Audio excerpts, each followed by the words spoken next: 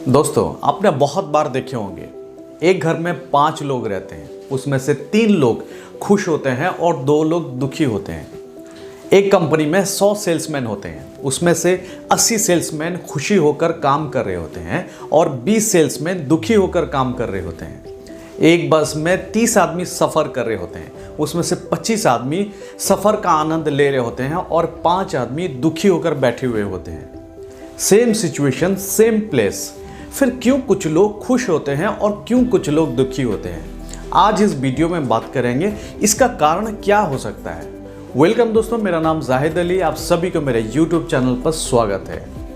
एक छोटी स्टोरी मैं आपके साथ शेयर करता हूँ। एक गांव में 4 अंधे दोस्त रहते थे, बड़े खुश रहते थे। एक दिन गांव में एक हाथी आया।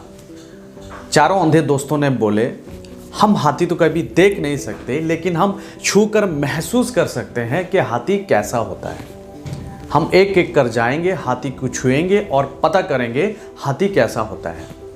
पहला दोस्त हाथी के पास जाकर हाथी के पूंछ को छूता है और बोलता है, अरे हाथी तो रस्सी जैसा है। दूसरा दोस्त हाथी के पास जाकर हाथी के पैर को छूता है और बोलता है, नहीं, हाथी तो पेड़ के तने जैसा है। तीसरा अंधा हाथी के पास जाकर हाथी के पेट को छूता है और बोलता है, नहीं नहीं, आप दोनों बिल्कुल गलत बोल रहे हो, हाथी तो मोटी दीवार जैसा है। चौथे अंधे ने हाथी के पास जाकर हाथी के सूंड को छूता है और बोलता है, नहीं नहीं, आप बिल्कुल गलत बोल रहे हो, हाथी तो पाइप जैसा है।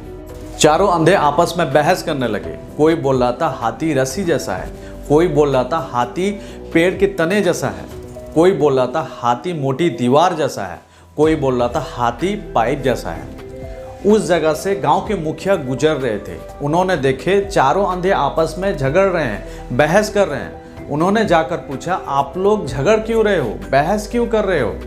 उन्होंने विस्तार से मुखिया को बोले और मुखिया ने ध्यान से सुने और बोले, आप सब अपनी जगह बिल्कुल ठीक हो और सही बोल रहे हो, लेकिन हाथी अलग अलग नहीं है, हाथी तो एक ही है। आप में से जो भी हाथी के पूंछ के पास खड़ा हुआ था, वो सिर्फ पूंछ को छू रहा था, इसलिए पूंछ रस्सी के रूप में नजर आ रहा था। आप में से जो भी हाथी के पैर के पास खड़ा हुआ था, वो सिर्फ पैर को छू रहा था, इसलिए पैर पेड़ के तने के रूप में नजर आ रहा था। आप में से जो भी हाथी के पेट के पास खड़ा हुआ था, वो सिर्फ पेट को छू रहा था, इसलिए पेट मोटी दीवार के रूप में नजर आ रहा था।